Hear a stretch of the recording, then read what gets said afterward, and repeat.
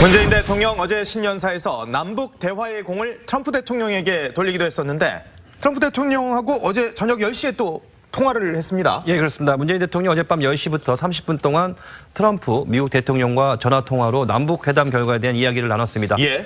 이번이 이제 9번째 통화인데요. 트럼프 대통령은 적절한 시점과 상황이 오면 북한과 대화할 의향이 있다라고 말했다고 합니다. 그러면서 북한에 대해서는 군사적 공격을 검토하고 있다는 미국의 일부 언론 보도와는 전혀 사실이 아니다라면서 남북 대화가 진행되는 동안 어떤 군사적 행동도 없음을 북측에 알려줘라. 또 이렇게 말하기까지 했다고 합니다. 북측에 알려줘라? 예, 오히려 그거는 안심하라고 얘기해줘도 좋다라고 얘기할 정도로 군사적 업전은 없다는 걸 다시 한번 못을 박았고요. 예. 또 두 정상은 남북 대화가 한미 공조 체제에 기반을 하고 있다는 점을 강조하면서 북한을 향해 남북 관계 개선 자체가 북핵 문제 해결의 전초 과정이라는 메시지를 보낸 것으로 이렇게 보입니다. 며칠 전만 해도 내가 더 큰 저 핵 버튼 있고 내 거 진짜 작동하거든 이랬던 트럼프 대통령이 우리가 너네 공격할 의사가 없다는 것을 전해줘도 좋습니다. 올림픽 기간 동안에는. 올림픽 기간이라고 또 그랬군요. 자, 그런데 북한은 기다렸다는 듯이 또 비핵화 대화에는 일절 응하지 않겠다. 또 이런 으름장을 놨어요. 네, 맞습니다. 이제 북한이 이제 노동신문을 통해서 밝힌 건데 핵 무력은 어떤 정치적인 흥정물이나 경제적 거래물이 아니다. 그러면서 비핵화를 전제로 한 어떤 대화에도 응하지 않겠다 이렇게 밝혔어요. 그리고 또 미국 자체가 변하지 않았다 그러면서 핵으로 본인 북한을 말살하려 하고 있다면서 핵무력 강화의 길로 더 나가겠다 이렇게 강조까지 했거든요. 근데 북한이 이런 비핵화를 반대하는 이유는 발언은 계속 했었는데 지금 상황에서 이 발언이 주목되는 이유가 뭐냐? 바로 문재인 대통령과 이제 트럼프 대통령이 전화 통화를 하면서 한반도 비핵화를 위한 이제 북미 대화 가능성을 언급을 했잖아요. 그랬죠. 그 이후에 나온 북한의 첫 반응이 좀 더 의미가 있다고 볼 수 있는 거거든요. 근데 북한 같은 경우는 이번 남북 고위급 대화에서도 비핵화 얘기만 나오면 버럭하면서 좀 미국을 겨냥했었는데 그러면서도 계속 불편한 심기를 드러냈었어요. 비핵화에 대해서만. 한번 일단 먼저 보시겠습니다. 우리가 보유한 원자탄, 수소탄, 대륙간 탄도 로켓을 비롯한 모든 최첨단 전략 무기들은 철두철미 미국을 겨냥한 겁니다. 우리 동족을 겨냥한 게 아닙니다. 또 뭐 중국과 러시아 겨냥한 것도 좋은 거 아닙니다. 이 문제를 자꾸 북남 사이에 박아넣고 또 여론을 흘리게 하고 불미스러운 처사를 빚어내는 거 하는 겁니다. 이런 문제는 기필코 좋지 않은 영향을 가져온다고 생각합니다. 네, 보신 것처럼 이제 북한 같은 경우는 이렇게 비핵화 얘기만 나오면은 목소리도 높아지고 강한 언성을 쓰면서 좀 어떻게 봤을 때 펄쩍펄쩍 뛰고 있는 그런 상황이거든요. 그러다 보니까 이제 앞으로의 남북 회담도 그렇고 어떻게 봤을 때 비핵화를 전제로 한 북미 대화의 길 아직까지는 좀 험난해 보이지 않느냐 이런 반응이 나옵니다. 자, 트럼프 대통령이요. 평창올림픽에 펜스 부통령 보내기로 했다 그러는데 그럼 이방카는 안 오는 건가요? 기대를 많이 하고 계시잖아요. 조금만 기다려보세요. 조금 있으면 발표가 나올 겁니다. 일단 미국 고위 대표단장으로 펜스 부통령을 보내겠다고 트럼프는 밝혔습니다. 미국은 오늘 평창에 보낼 고위급 대표단을 발표한다고 했는데요.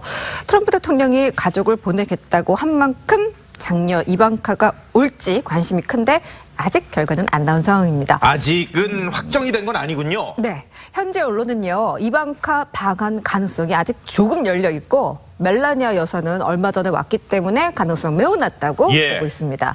자, 과거 사례를 보겠습니다. 2010년 밴쿠버 동계올림픽 때는 부통령 부부가 참석을 했어요. 이번에도 펜스 부통령도 부부 동반으로 참석한다니까요. 4년 전과는 똑같은 수준의 참여 의지를 미국에 보였다고 할 수 있겠죠. 그리고 참고로 2012년 런던 하계올림픽 때는 미셸 오바마 여사가 직접 참석했습니다. 그러니까 트럼프 가족 중에 누가 올지는 아직은 정해지지 않은 상황. 그런데 일본 아베 총리요. 위안부 우리가 후속 대책을 발표를 했지 않습니까? 그래서 뿔이 났습니까? 평창이 원래 온다 그랬었는데 안 온다는 보도가 나왔습니다. 그렇습니다. 이 다수의 일본 언론이 이제 아베 총리가 평창 동계올림픽 개회식 참석을 보류하기로 방침을 굳혔다라고 보도를 했는데 사실 많은 전문가들이 이제는 그 2년 뒤에 도쿄에서 올림픽이 열리지 않습니까? 하계올림픽이. 그렇기 때문에 평창 올림픽 때 와서 분명히 도쿄에 대한 올림픽에 대한 홍보도 하고 또 많은 인사들에게 그 도쿄올림픽에 대해서 적극적으로 참여하고 뭐 이런 어떤 진행 상황을 설명할 거로 예상했는데 예. 결국에는 이 매체에 따르면 아베가 이 정기국회 일정이라고 변명을 하고 있지만 결국에는 이 위안부 합의를 둘러싸고 문재인 정부가 일본에 좀 새로운 조치를 요구하는 자세를 보였기 때문이라고 보도를 했습니다. 예. 지난해 12월이죠. 일본을 방문한 그 강경화 외교장관은 아베 총리에게 직접 평창 참석을 바란다는 문 대통령의 메시지를 보냈는데 예. 현재 다수의 일본 언론 전망은 아베가 평창올림픽에 참석하지 않는다는 쪽에 무게가 실리고 있다라고 이렇게 해석하고 있고요. 예. 근데 또 일각에서는 아베가 직접 한국을 방문해서 문 대통령에게 직접 위안부 합의를 준수하라 이런 이야기를 해야 한다 이런 또 이런 강경파도 있긴 합니다. 도쿄와 평창 뭐 한 2시간 정도 오면은 뭐 그렇죠. 충분히 올 수 있는 시간일 텐데. 자, 그런데 남북 간의 군사 실무 회담 얘기가 있지 않습니까? 이미 통신선은 복구가 됐고 통화는 하고 있는데 네. 군사 실무 회담인데 군사 실무 회담 수석 대표 우리 측 대표가 노태강 문체부 차관이요? 네, 일단 이분은 군인이 아닌데. 일단 이름은 군사실무회담이지만 주요한 의제는 평창이기 때문에 예. 문체부와 평창 동계올림픽 조직위원회 주도로 진행될 거라고 합니다. 노태강 차관이 수석 대표를 맡을 가능성이 크다는 보도가 어제 나왔는데 예. 통일부는 조금 전에 확정되지 않았다고 밝히기는 했어요. 완전히 확정은 아직은 아니다. 근데 유력해 보여요. 예. 자, 만약 노태강 차관이 된다면요, 좀 재미있을 것 같아요. 이분 유명하죠. 류진용 전 장관의 증언으로 유명한데요. 예. 국장 시절에 박근혜 전 대통령이 나쁜 사람이라고 해서 좀 고배를 겪었는데 예. 정권이 바뀌면서 차관으로 깜짝 임명된 그 인사 맞습니다.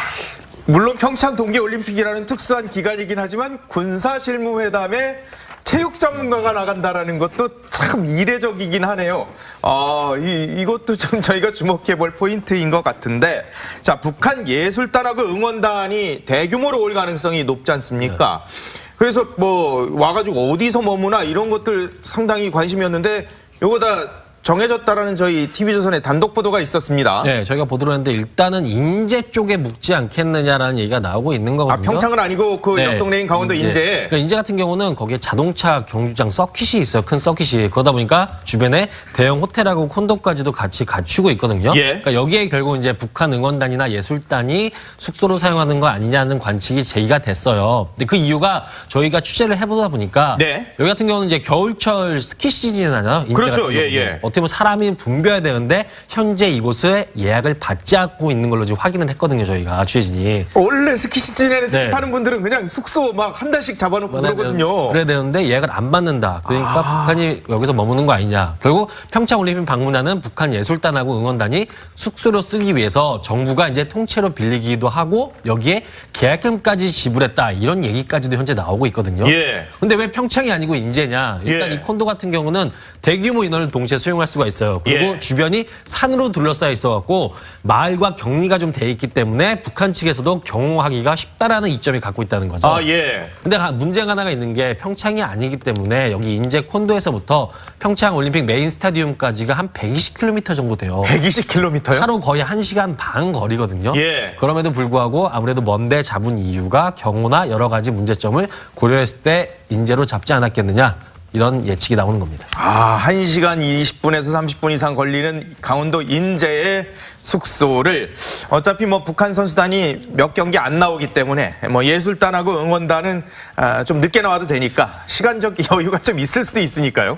자, 그런데 예술단이 어떤 예술단이 올지가 이게 관심이었잖아요. 우린 막 변성월이 단장이 있는 저 모란봉이 올 것 같다. 그리고 강원지사도 모란봉 악단 좀 대규모로 와라 했는데 다른 예술단이 올 수도 있는 겁니까? 그렇죠. 일단 뭐 가장 유력한 것은 일단 김정은이 직접 장명하고 창단 지시를 했던 모란봉 악단이 포함될 가능성이 일단 가장 높습니다. 예. 일단 모란봉이 온다면 정말 화제의 중심에 서게 될 것으로 보이는데요.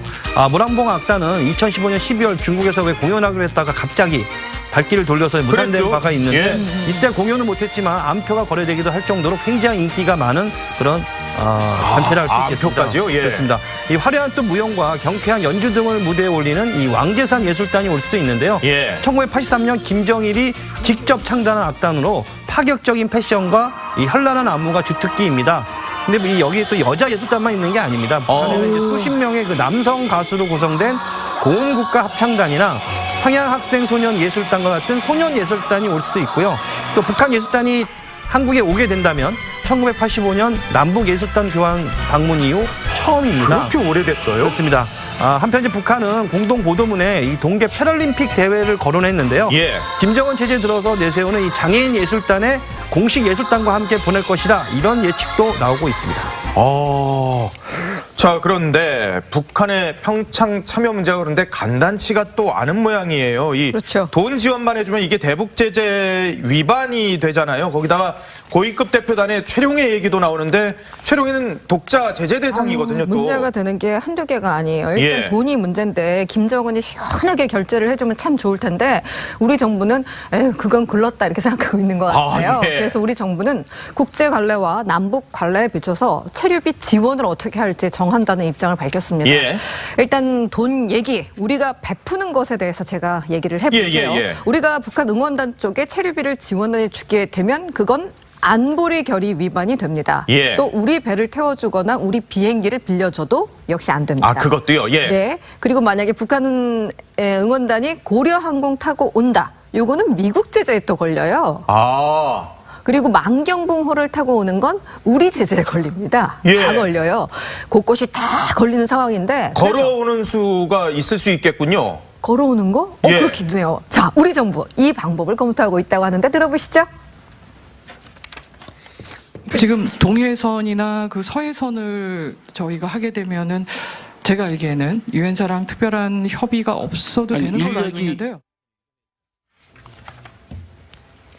뭐 말씀하신 것처럼 걸어오면 더 좋겠지만 예. 일단 이 언급한 동해선, 서해선은 도로를 말합니다. 자, 육로 입국은 걸리는 그런 사안이 비교적 없습니다. 예. 하지만 그래도 걸림돌은 또 있습니다.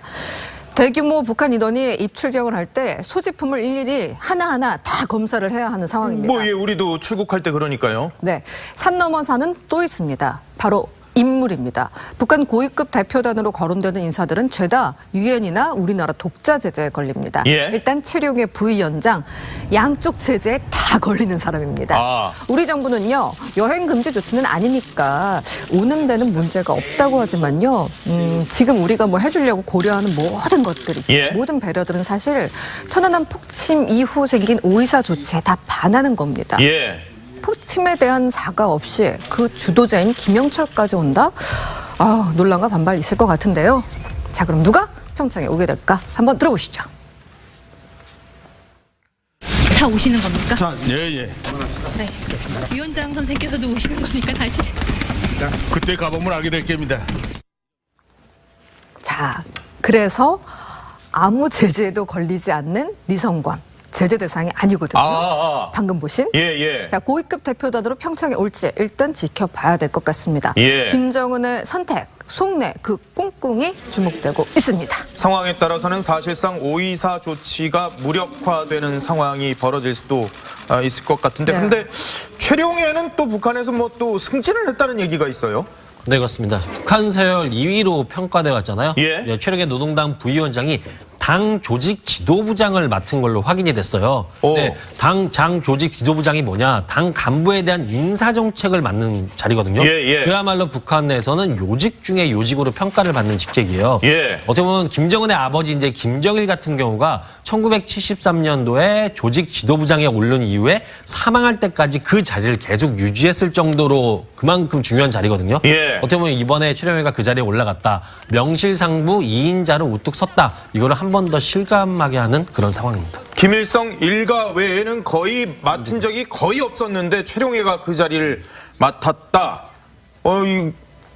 어제하고 엊그저께 왔었던 그 아랍에미리트 칼둔 행정청장이 거의 이런 급인데 거의 최룡해가 칼둔 청장급으로 지금 왕가를 제외하고는 이렇게 이 승진을 하는데 남북 공동 입장이 지금 기정사실화가 됐지 않습니까? 그런데 예. 유니폼 제작이 벌써 됐다는데 북한 선수들은 뭐를 입어요?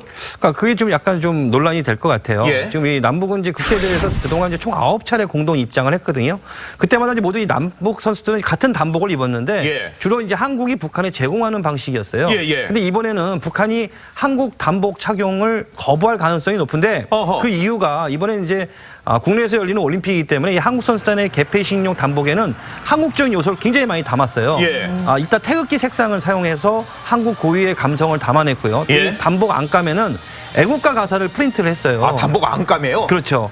그리고 이제 북한이 단복 착용을 거부할 경우는 이 단복을 입지 못할 수도 있는데 예. 일단 체육회 관계자는 이미 제작된 단복을 우리 선수들은 일단 입고 북한은 이제 조금 변형된 형태로 제작해서 주는 것이 가장 좋다고 하는데 예. 과연 북한이 어느 선까지 받아들일지 또 이것도 역시 김정은이 그냥 아예 받아들여 하면 받아주는 거지만 예. 그럴 수 없다 그러면 다시 또 이 단복 갖고도 또 약간의 논란은 있을 것으로 보여집니다. 옷도 공짜로 주면 또 이게 대북제재 위반이 될 네. 수도 있는 모습일 수도 있고. 네. 아하. 그런데 일본 아베 총리요. 위안부 우리가 후속 대책을 발표를 했지 않습니까?